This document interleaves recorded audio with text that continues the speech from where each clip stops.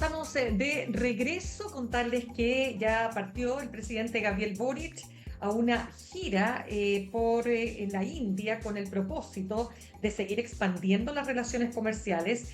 Él ha dicho es fortalecer la relación comercial, económica y política entre China y la India, avanzar lo más posible la firma de un acuerdo de asociación económica integral, en fin, temas que también queremos pasar a conversar con nuestro siguiente entrevistado, el economista, presidente de la Fundación Chile 21, ex senador, ex ministro de Economía, Carlos Ominami. Carlos, ¿qué tal? ¿Cómo estás? Un gusto de tenerte con nosotros esta mañana. Hola, hola, muy buenos días y gracias por la invitación, Mirna.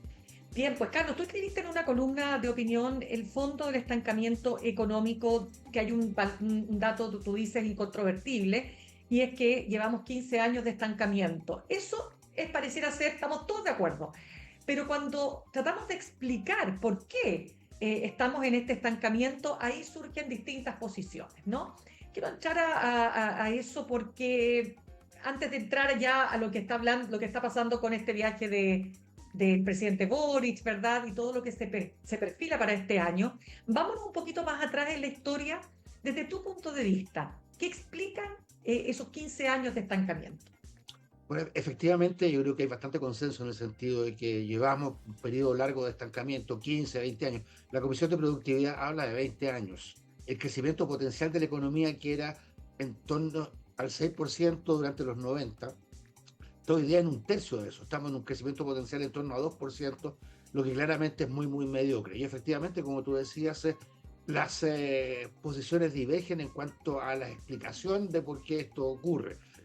Es cierto, podemos tener problemas tributarios, creo que hay una permisología que se ha hecho muy, muy frondosa y que es también un obstáculo a la inversión. Hay problemas con el sistema político, pero finalmente yo creo que el fondo del asunto radica en el tipo de estructura productiva que este país tiene. No podemos seguir, no podemos pretender seguir creciendo o crecer como crecíamos antes, produciendo más o menos lo mismo que hace 30 años atrás y produciéndolo más o menos de la misma manera. Entonces, creo que el problema de fondo es el problema de una estructura productiva que tiene que estar muy vinculada al desarrollo exportador chileno, y ahí yo entrego algunos elementos. La caída en el ritmo de crecimiento de las exportaciones es evidente, hay una correlación directísima entre la caída de la tasa de crecimiento del producto y el debilitamiento de nuestro desarrollo exportador. ¿Cuál es la conclusión de todo esto? Es que se requiere una estrategia de desarrollo que nos permita agregar nuevos motores al crecimiento, que tienen que ser claramente sectores vinculados al desarrollo exportador del país.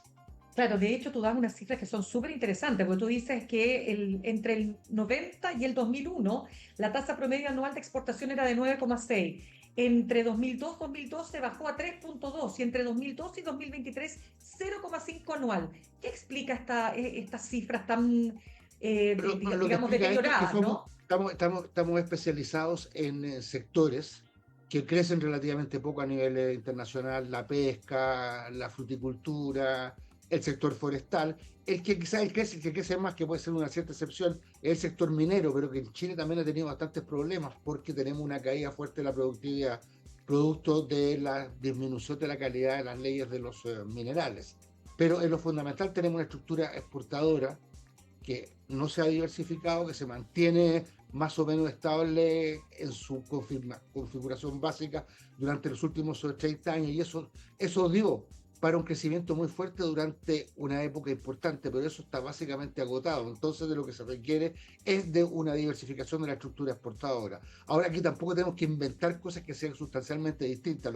De lo que se trata es ver si somos capaces de generar mayor valor agregado dentro de nuestro propio sector exportador. Y en eso creo que la industria minera debiera ser objeto de un tratamiento privilegiado. No puede ser que seamos el principal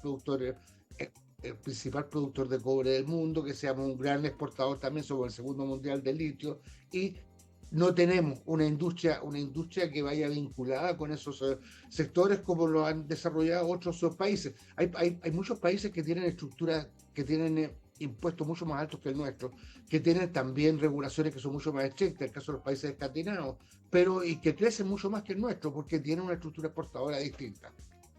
Ahora, ahí tú planteaste dos temas. Uno, el tema tributario, porque hay un sector, particularmente la derecha económica, que asegura que esto comenzó con la reforma tributaria de la presidenta Bachelet II. Ahí empezaron los problemas. ¿Cómo lo ves? Bueno, yo creo que cuando uno analiza lo que ha sido el desarrollo exportador chileno, eso no tiene que ver con la tributación, tiene que ver con el agotamiento de una cierta especialización internacional, que es lo que yo identifico como el principal problema que tenemos planteado. Creo que hay también problemas tributarios. A mí me parece que la reforma tributaria de la presidenta Bachelet, producto de una negociación sumamente compleja, finalmente no logró un buen equilibrio entre las necesidades de mejorar la recaudación con la necesidad también de promover la inversión. Pero me parece a mí que es un factor relativamente marginal frente al problema central, que es la falta de nuevos motores que se agreguen al crecimiento exportador. Por lo demás, en el caso de Chile, en el sector exportador también han surgido algunas limitaciones físicas. El sector forestal, por ejemplo, tiene limitaciones físicas, lo que ha hecho que muchas empresas forestales tengan que ir a invertir al exterior porque no tienen las posibilidades de invertir en Chile por problemas físicos, también por problemas políticos vinculados con la violencia. El caso del sector pesquero también ha sido objeto de una sobreexplotación. Entonces, hay problemas que tienen que ver con límites físicos, pero yo reitero, ningún país logra desarrollarse con una estructura exportadora que no se diversifica, que no avanza en mayores líneas de valor agregado, como ha sido el caso, desgraciadamente, en nuestro país. Nosotros entrevistábamos hace algunos días al jefe económico de el banco BCI y que es el economista Sergio Lehmann, y él decía que lo que tenemos que hacer para recuperar nuestra economía y para crecer efectivamente sobre el 3% es que, claro, nos tenemos que comparar con los países exportadores como Nueva Zelanda, Canadá, decía él, Australia, y entender ahí cuáles son esos elementos que tenemos que mirar.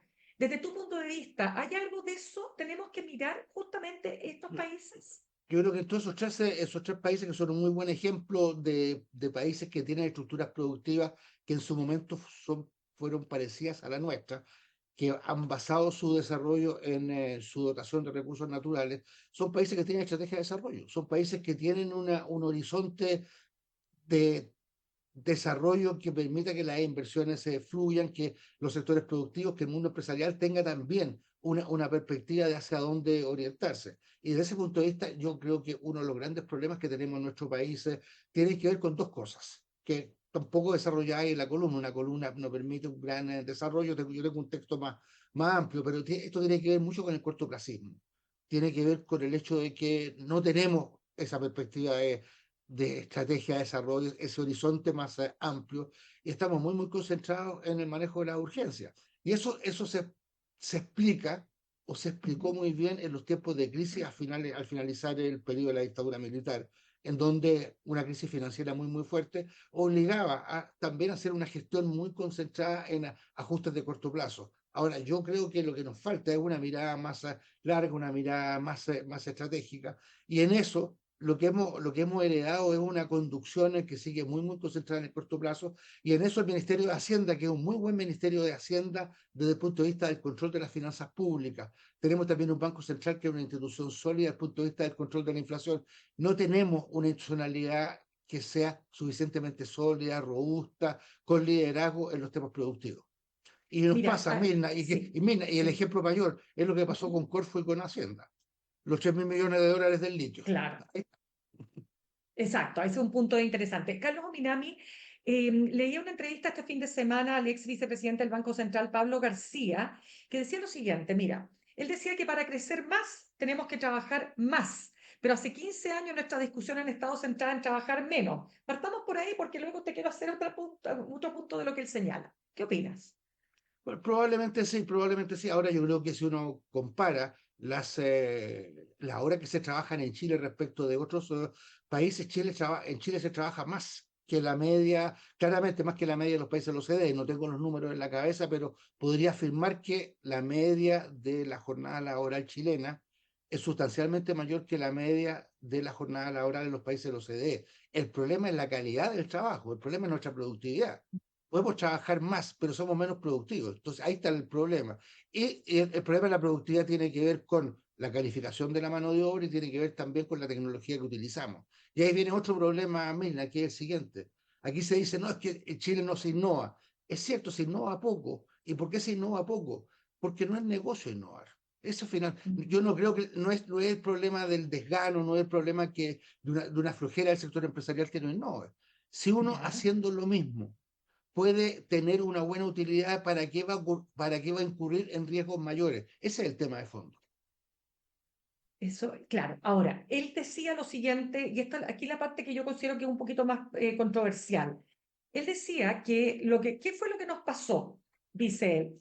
Nos pasó que nos engolosinamos con esta etapa de las vacas gordas, podríamos decir. Te voy a hacer una interpretación de lo que él señala, ¿no es cierto? Y que en definitiva nos empezamos a concentrar mucho a partir de la bonanza en las políticas redistributivas y después nos enfocamos tanto en las políticas redistributivas que nos olvidamos de crecer. ¿Cómo lo ves?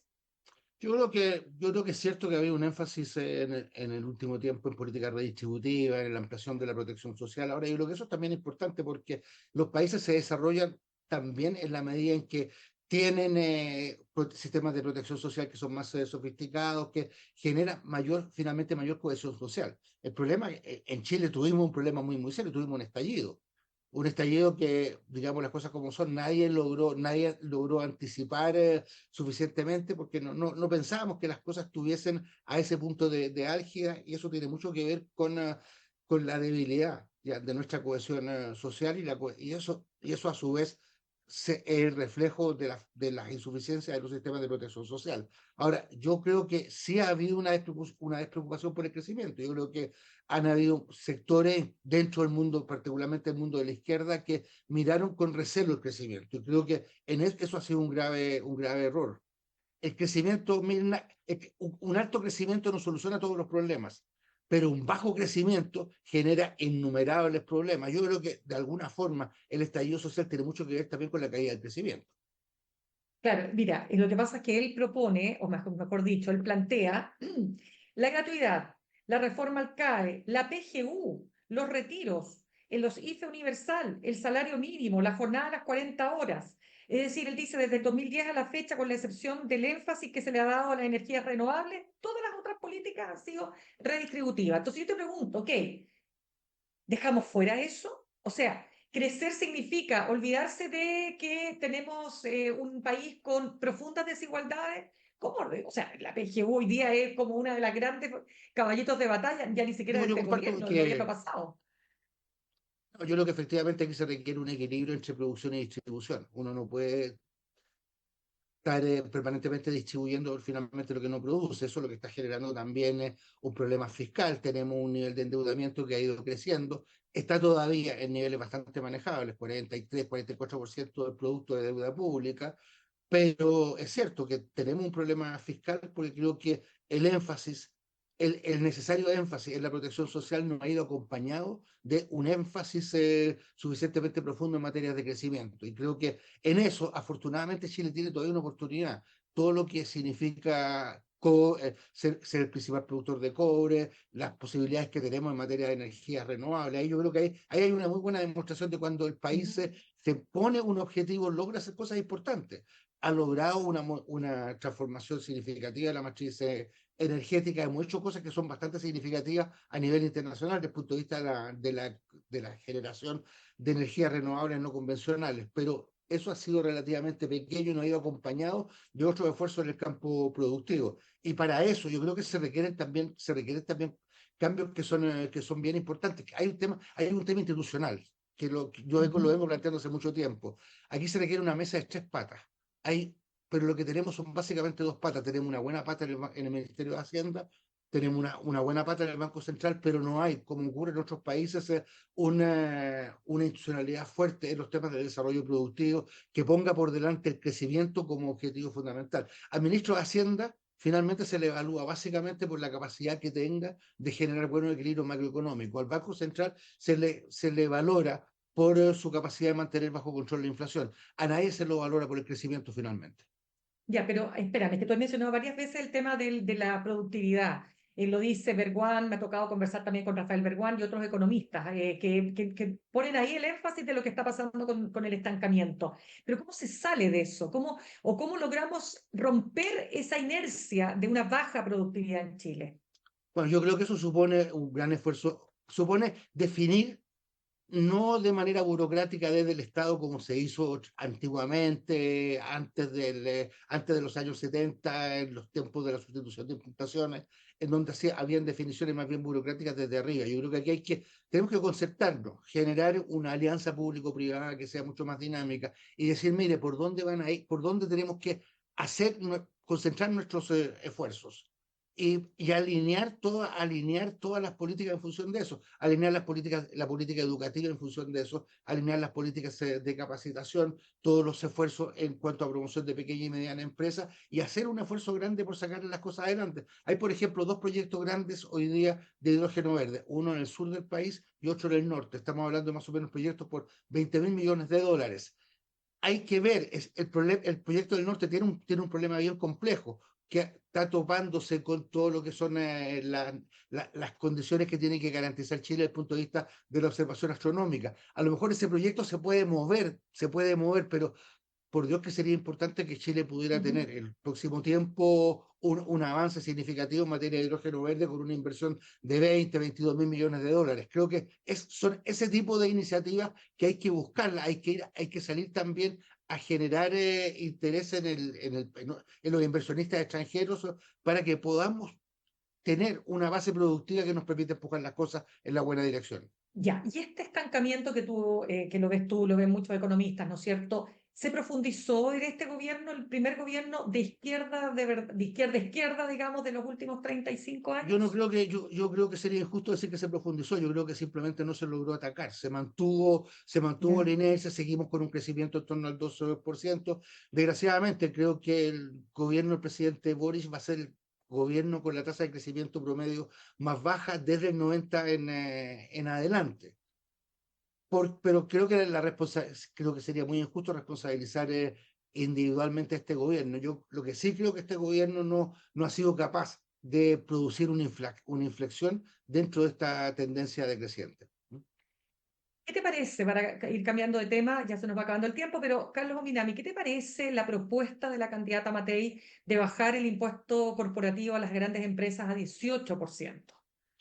Mire, yo creo, y a mí me parece rara la propuesta, porque al mismo tiempo esos mismos sectores, y con razón, ponen el énfasis en los problemas fiscales, que aquí hay que hacer un ajuste, aquí hay que ver cómo somos capaces, incluso se ha dado una cifra, 6.000 millones de dólares que debieran ser objeto de recorte en el gasto público. Entonces, una disminución de esa envergadura en el impuesto corporativo, sin que se compense con aumento de otros impuestos, lo único que va a hacer es aumentar simplemente el déficit fiscal. Entonces, desde ese punto de vista, me parece a mí que es una medida que es bastante incoherente. Esto ha sido muy propio de los gobiernos conservadores. En Estados Unidos lo hemos visto, gobiernos que llegaron a rebajar impuestos, pero con la idea finalmente de una especie de pensamiento mágico. El pensamiento mágico que consiste en decir, mire, vamos a rebajar los impuestos, pero al rebajarse los impuestos va a aumentar tanto la inversión que vamos a tener una mayor recaudación. Si el mundo funcionara así, la verdad es que los impuestos tendrían que ser muchísimo más bajos en todas partes del mundo, y eso no ocurre de esa manera. Claro, lo que pasa es que ellos sostienen que eso va a generar, ¿no es cierto?, un reimpulso en la economía, ese reimpulso va a generar mayor crecimiento y por añadidura ese mayor crecimiento va Mira, a eso, generar mayor eso, eso, bienestar. eso es básicamente pensamiento mágico. Pensamiento, si fuera así, habría que estar permanentemente rebajando los impuestos de manera de darle mayor incentivo a la inversión. Y eso no ocurre así. Y lo que tenemos, yo daba el ejemplo de muchos países, los países escandinavos, por ejemplo, que tienen impuestos altísimos, que tienen regulaciones que son también muy estrictas, pero que crecen y logran crecer, no obstante tener tasas de impuestos bastante altas. Carlos, estamos lejos, estamos no tan lejos de posturas populistas del tipo o planteamientos más bien libertarios, extremos, como el de Javier Milei, en términos de bajar, bajar, bajar todo lo que sí sea la injerencia del Estado. Por supuesto, los impuestos. Milei ha dicho que los impuestos son un robo, lo decía en su campaña. ¿Qué tan lejos estamos de una realidad como la que se vive hoy en Argentina? No, yo creo que estamos muy, muy lejos, afortunadamente. Muy lejos. Yo creo que estamos muy lejos. Este es un país que nos está cayendo a pedazos, un país que crece entre el 2 y el 13%. Creo que es un crecimiento mediocre, pero ese crecimiento, pero es un nivel de crecimiento, una inflación que está controlada. Argentina tiene todavía problemas extremadamente complejos. Yo creo que Milei finalmente es producto de la desesperación. no es el caso de Chile. En Argentina la sensación que existe es que se han ensayado todas las políticas posibles y que finalmente nada funciona y que y se requería también de un ajuste muy drástico. Yo creo que es cierto que se requería un ajuste muy drástico. Ahora la forma del ajuste que ha hecho el presidente Milei es una forma bastante brutal, se ha concentrado mucho en los gastos sociales, los jubilados argentinos, una gran mayoría de los jubilados argentinos están en una condición de pobreza, estamos hablando de más del 50% de la población argentina en condiciones de pobreza. Hay espectáculos toda la noche que son dramáticos, de gente, incluso de sectores medios, que va a los barrios acomodados a ver si encuentra algunas cosas en los tarros de basura de las casas de la gente más acomodada. Entonces, tenemos una situación que no admite, a mi juicio, punto de comparación con la Argentina. Y respecto de la ofensiva de Donald Trump, ¿no es cierto? Toda esta guerra arancelaria, ya ni siquiera cuánto nos puede afectar a nosotros, cómo va a afectar, ¿no es cierto?, la correlación de los países en el mundo en términos económicos. Mira, yo creo que esta es una situación que va a generar está generando ya un periodo de inestabilidad en la economía internacional que va a ser enorme. Yo creo que finalmente el intento de Estados Unidos por imponer un nuevo orden no va a funcionar. Yo no logro imaginar cómo un país puede afirmar una primacía, una hegemonía, peleándose con todo el mundo. Trump partió peleándose con sus principales clientes comerciales, sus principales socios comerciales, que son Canadá y México, ha producido una ruptura de la alianza histórica permitió la generación de una nueva institucionalidad a partir del año 45 en su relación con Europa. Entonces, yo creo que esto finalmente no va a funcionar. Creo que además tiene contradicciones internas fuertes en el campo interno, que se están viendo expresadas en menor crecimiento y en mayor inflación. Pero en el intertanto creo que vamos a pasar por problemas muy complejos. Yo he estado participando ahí en el comité público-privado que creó el Ministerio de Relaciones Exteriores para ver cómo enfrentar esta situación.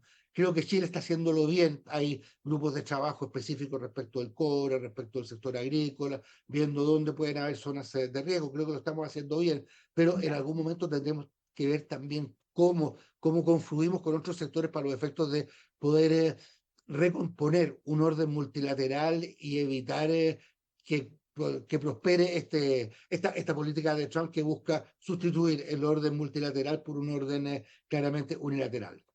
Carlos Ominami, y si bien todo es político, una última pregunta típicamente política. Una primaria con Carolina Toá, Marco Enríquez Ominami, entre otros, ¿la ves posible? Yo la veo posible, la veo deseable, creo que es la posibilidad que tiene la centroizquierda de generar una posición competitiva, generar un buen debate que pueda mostrar que somos el sector que tiene mayores ideas respecto a cómo enfrentar el futuro, ¿no? Las elecciones se ganan siempre sobre la base de compromisos respecto del futuro, no sobre la base de la defensa de una gestión pasada. Entonces creo que la primaria es la posibilidad que tiene la centroizquierda de poder generar mayores energías, generar una oferta que sea atractiva, y creo que frente a esa oferta una candidatura como la de Evelyn Matei puede verse como una candidatura bastante pálida. Ya, y la irrupción, o mejor dicho, la posibilidad de que Marco Enríquez Ominami vuelva a competir. ¿Qué te parece? Bueno, hay que No, pero te lo preguntárselo a pregunto él a ti ahora como mismo. A mí me papá. parece, yo veo con buenos ojos de que se genere una primaria en donde todas las fuerzas de centro izquierda puedan Ya. competir y generar también un esfuerzo en donde mucha gente participe y, como digo, ponga a la derecha en una condición claramente minoritaria. Ya, pues vamos entonces a estar conversando contigo más adelante si es que ahí avanza, como viendo cómo se va rearmando el puzzle político. Carlos Ominami, economista, ex Partido Socialista, ex militante del Partido Socialista, presidente de la Fundación Chile 21, ex senador y ex ministro de Economía. Gracias por haber estado con nosotros esta No, te mañana. agradezco y a ver si alimentamos esta discusión porque creo que es Sí, un pues, debate muy importante. muy importante. Muchas gracias. Que Chao, estés chao, muchas bien. gracias. Gracias.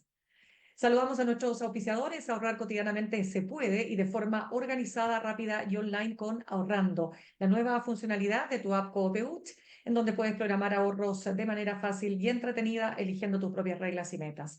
Haz que el ahorro sea parte de tu vida con Ahorrando de Coopeuch. Más información en coopeuch.cl. Bueno, parte tu semana y parte con Empieza por acá con Fran Castillo, Cristian Leporati y Marco Moreno todos los lunes de 9 a 10 a.m. por El Mostrador podcast. Así que yo me despido, los dejo con Fran Castillo justamente y nos reencontramos mañana a las 8 en punto. Que tengan una muy buena semana. Copeuch Inversiones, el sitio donde todos pueden invertir, presentó Al Pan Pan en el Mostrador Podcast. Cerramos por hoy Al Pan Pan con Mirna Schindler. De lunes a viernes de 8 a 9 de la mañana, entrevistas para partir el día. El Mostrador Podcast, el poder de la independencia.